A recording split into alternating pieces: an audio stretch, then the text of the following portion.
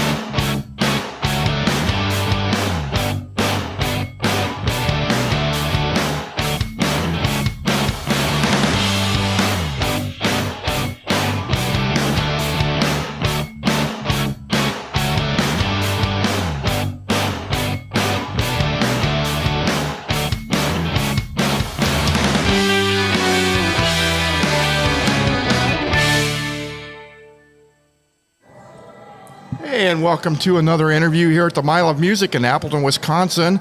Joining us at the interview table on the hot seats are Andrew and Ivy. Andrew, of course, is with the band TUK out of Green Bay, Wisconsin, who's just been a fantastic supporter of the station, and we love what you do. So welcome to the show, guys. Thanks for joining us. Thanks for having us. Yeah, I'm excited to be here. Are you out enjoying the Mile right now? Oh, yeah. We just got back from the Pat Byrne show at Copper Rock. Oh, really? Oh, yeah. Was that an acoustic? Yep. At the Copper. Is that up the street here? Yeah, just down the block. It was awesome. The place was packed. Was it? Pat always, I feel like, puts on an amazing show. He's good storyteller, good songwriter. Oh. And he's got the the Irish thing going for him. Oh. So he's just a sweetheart. Yeah, he's amazing to listen to, and like his music is acoustic, a little bit slower, and his words heavier. But you just fall in love with him. Yeah. He's just so wonderful to listen to. Is he a Wisconsin native or? No, what do you say? Austin, Texas. Oh, is that He's right? originally from Ireland, and then moved to Austin about 7 years ago to pursue the music thing full time. Have you been following his music for a while, or how did you find out about him? It was this past February was the first time I saw him. He was at McGinnis Irish pub, and imagine that. Oh, right, yeah, crazy idea. I think that's how one of the first things he said during the show is like, I noticed you have a pub here called the Dirty Leprechaun, and then he said something along the lines of like, I don't know why I didn't get booked there, but we're gonna have words or something like that. I think he said thank you for not booking me there. But no, you were with some friends, but at the show. But Jonathan Fries of Adama knew Pat, and Andrew was at the show at McGinnis with Jonathan and got introduced, and Instant fell in love. Yeah. Adama is one of my favorite artists of the cities. Awesome stuff. So any more plans for the Mile? Are you guys? We're heading down to Houdini Plaza in a little bit to see Hero Jr. Oh, my God. Yeah. So we're looking forward to seeing them. And then I think we're going to go see Pat again. Go see him again. Dr. Jekyll's. Oh, really? He plays at 8:20. Yeah. So. Awesome. I think it was one of the first years I actually used to work Mile Music as an audio tech. Hero Jr. was one of the first like real rock bands that I got to mix. Oh. So I've like kind of loosely followed them over the years, and then I actually, now that I think about this, I brought them up to a show up in Houghton, Michigan, when I was with the radio station up there, WMTU. They had like a 2-day music festival, and I saw them at Mile. I was like, oh, you guys would be awesome here. So I have a little bit of cloud. That was how many years ago? Yeah. But they're always a good band to see. They got good music. And you did the mix one? Yeah. Wow. I'd like to think I didn't do it didn't do it pretty, They were 4-piece back then, right? Yeah. Ah, man, that's a lot to be mixing. I mean, even for just a 4-piece, that they've got so much going on. But I noticed, like, now they're a 3-piece, right? Mm-hmm. And there's only one vocal mic on stage, and the sound guy must be, wow, this is a nice little break. Cakewalk. Yeah, Love those days. So tell us all about TUK. What's going on with TUK? How long has TUK been together, and what are you guys doing? Well, as of recent, TUK, we just released a new album, Confrontations. It was back in June. Has been doing very well. And it's just the first product we made as a group. We're super proud of it. The reception we get on it has been super positive so far. But no, TUK, we got started back in 2021 when I released the first, what would become the first TUK album, The Story of Stereo City. We've been together since then. I think our first gig after that first release, I think it was June of 2021. Our first gig was like in October. This is Stereo City, right? Yep. Here. And we've been trying to play as many shows as we can. This past summer, we've been really kind of relying heavily on the acoustic shows. They're just a little easier to move around, a little lean and mean as compared to full drum kits and our big cabs. And it's like a big dinosaur rolling across the road. I think what's been really cool, because this is the first summer that TUK has done this acoustic thing, is like we can book a show for sure to book the show, and then we can all the way up to almost the day of find out all the band members can make it, some of the band members can make it, or only Andrew's doing it. And because we booked it as an acoustic, it gives us the flexibility to do that. And so he's prepared to do a show by himself. He's prepared to do a show with one, two, or three, or four of his, or three of his band members. And so what's been cool to watch is this versatility that they've discovered about themselves. So now, are you part of the organization of TUK? Yeah, I guess so. I'm Andrew's wife, right? So I'm married to the band. There In January of this past year, I would say that TUK consists of 4 band members that are very laid back, amazing guys. Yeah. But sometimes that means they don't always they're not like up front with everything. And so January of this last year, crazy, I know. We kind of had like a chat as a band and a group, and they decided we want to go harder this year. And so I was brought in, and other members of the team. We have some girls that have been helping from the beginning that are amazing, but then Alan, our other guitarist, his girlfriend Rachel was also brought in, and we just kind of all stepped in a little bit more to help with background. And so Rachel really covers a lot of the social media stuff. I've kind of stepped into an organizational position, booking a little bit. I'm not the sole person that books.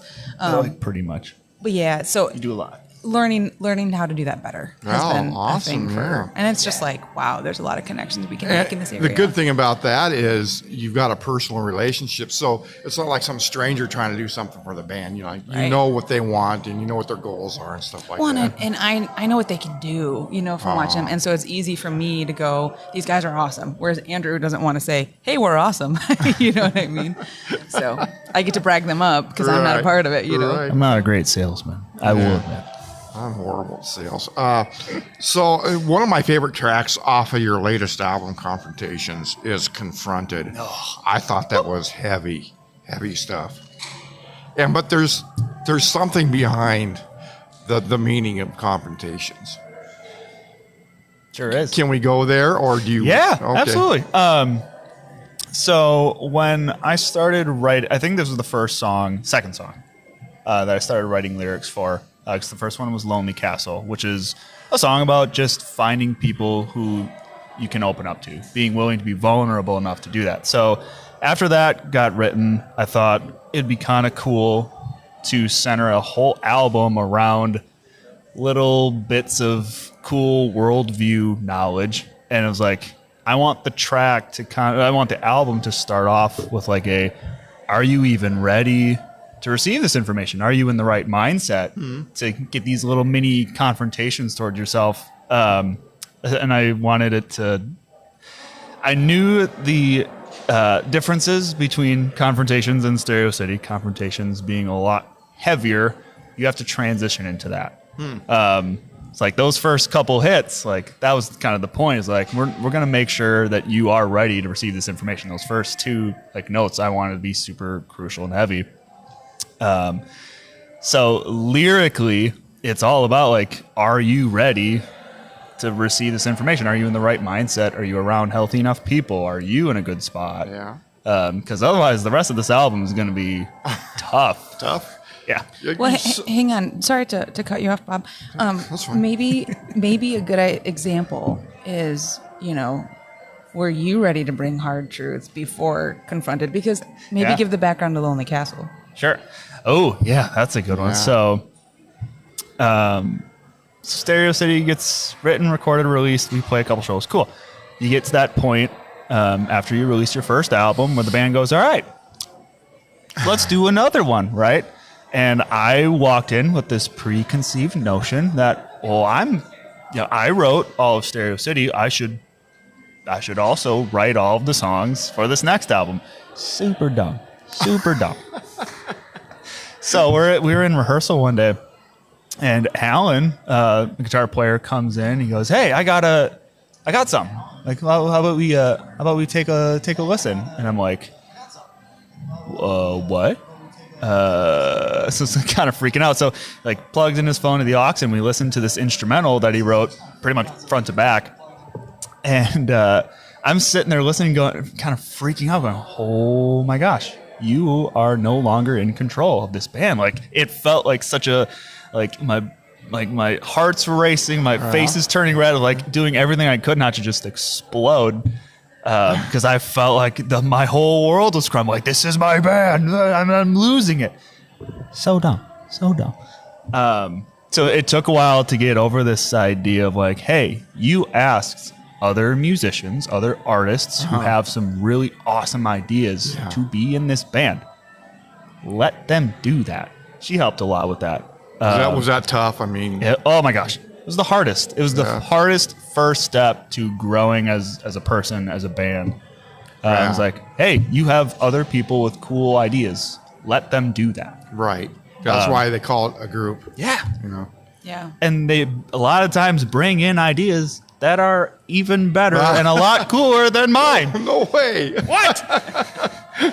I think that too was just a huge. When he came home that day, I could tell something was wrong. Oh, really? Yeah. Oh. Because Andrew's not one to. He doesn't wear his heart on his sleeve. He doesn't share. He doesn't want to burden other people with his hard feelings. And so it was like I could tell, and it took him a while to admit it because he felt so stupid saying it out loud. He's like, Alan wrote a really good song. And I'm like, and that's bad? And he goes, I'm not, whatever. But it was cool for me to encourage him through it, watch him go, okay, this can be really cool. That was fun to watch. And then I feel like once he embraced it, then the rest of the album was able to come that much better. They were collaborative. And, is it Lonely Castle where Chop, our drummer Chop, does the recording? Is it Lonely Castle that's in that? He does a voiceover. Oh, yeah.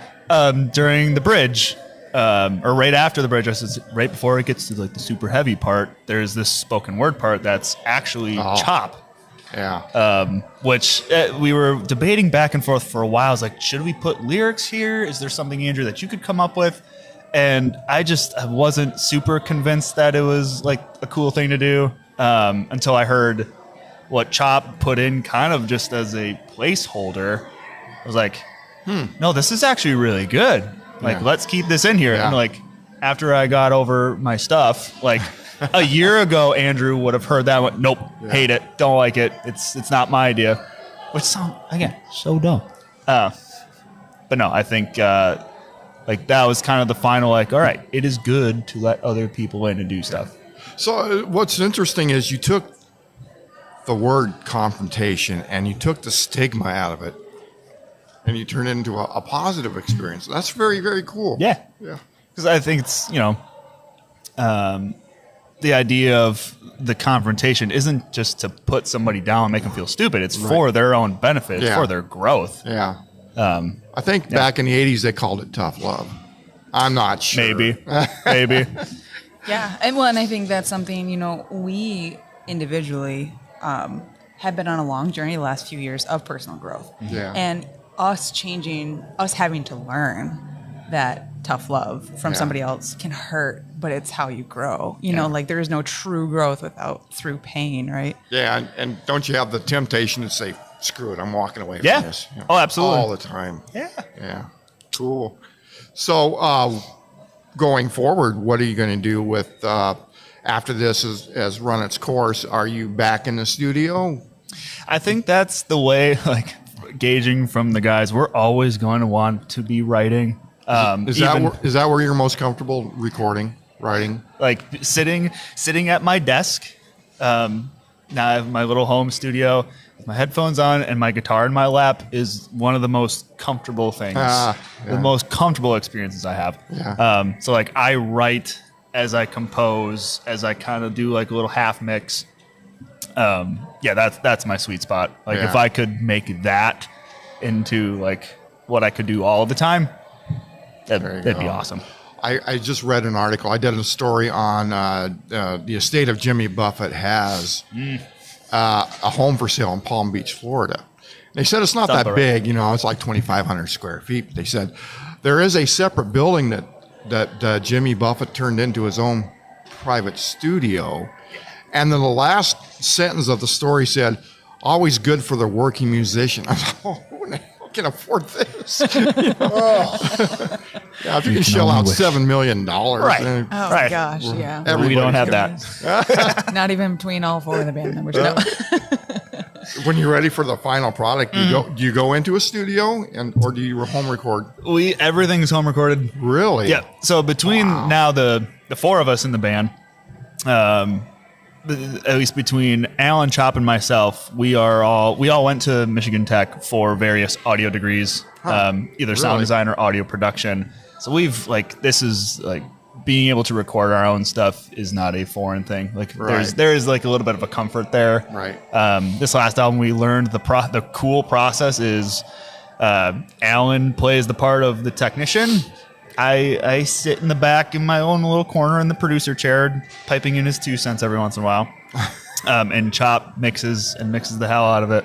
Really? Yeah. Did you guys meet at the university? Is that Yep. where the relationship started? Yeah. Wow. Yeah, Alan and I were actually we were in a like an 80s metal cover band Oh, at the awesome. time. Chop we had a different drummer at the time because I think he was in like 2 or 3 other bands. So that's how how that scene works. Right. But yeah, we all came back together at Lighthouse, and it wasn't really until the album got released in 21 that we were actually like, hey, we should start a band. Yeah. Crazy idea. Can I share how that started? Sure. So at the time, we were all working at Lighthouse together. So we were all friends at Lighthouse. And so Andrew writes Stereo City all by himself, records everything. And then in May of 2021, so we all, the pandemic had happened. We all had to go our separate ways and do other things. And so we all started coming back together, starting to work back at Lighthouse in the spring of 21. And so in May, well, let's have a listening party because he released this album. And I'm like, what the heck is a listening party? I don't even know what that is. I'm like, so you sit around in a room and you listen to the album? And they did it all the time at Tech, apparently. Yeah. So it's like, okay, let's do this. They were all really excited. So it's at the listening party that Chop and Alan, Chop went, wow, like this stuff's really good, dude. And apparently for a few weeks, Chop said to Andrew, yeah, we should jam on your music. And apparently, I don't know how Andrew responded, but it got to the point that late June, Chop says to me in a very passive-aggressive, I guess, sidebar, like, well, if Andrew ever let me play with him. And so it took me confronting Andrew going, why are you not playing with your friends? Like, you all are musicians not doing anything. And Yeah. it was like, he's like, oh, I don't know. Really? It was one of those things you had to let go of. Huh? At the time, I'd left a different band, the band I was in Minneapolis, and I think I was just so damaged and calloused at the time. I was like, I don't want to start another band. I don't want to go through all this stuff again. Yeah. Not realizing that probably doing that was part of the healing process. Yeah. Huh. Yeah.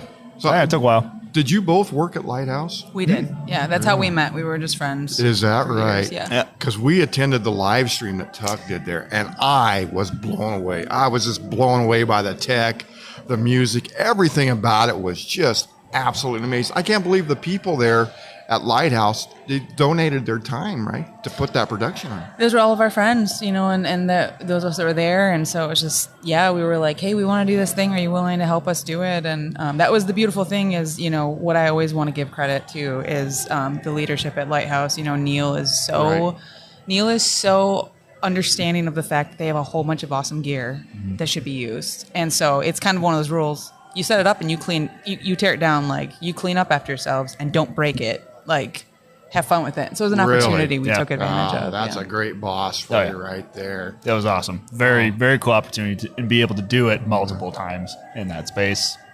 Well, very, very cool. Thanks for sharing your stories. Absolutely. I just really appreciate that. Where can we find out information about TUK? And Yeah, the easiest way, we're all over social medias. Facebook's probably the most accurate for events, but we're on Facebook, Instagram, usual TikTok, the usual stuff. TUK Band Official Or TUK Music Official, I think. TUK Music. Is it? Which one is it? TUK Band. TUK Band. We're Okay, kind of we just kind of rebranded all of our stuff. I think it's all now officially TUK Band Official, TUK. TUKBandofficial.com is our merch store. If you want to feel like supporting us with your money, that goes a long way. And to get some cool stuff. And you can download Confrontations from Pretty much anywhere you get your music from. Spotify, YouTube Music. I think we just got the email the other day that we're officially on Amazon Music. They kind of took a little while. Not really sure. But yeah, we are everywhere. I put in a good word with Jeff Bezos. So Thank you. Thank you. Appreciate it. All right. Get it in 2 days. Yeah. Once again, Andrew and Ivy from TUK. I might as well just put it out there, right? Yeah, absolutely. Okay. And I want to say thank you, Bob. You guys do such a great job with this station. We love following you, following all the support. But you guys have been so awesome. I appreciate the reciprocals on the socials and stuff like that. So it's awesome. You guys have been a huge support system for us. Yeah. You have to absolutely do the same. Well, we only support the best.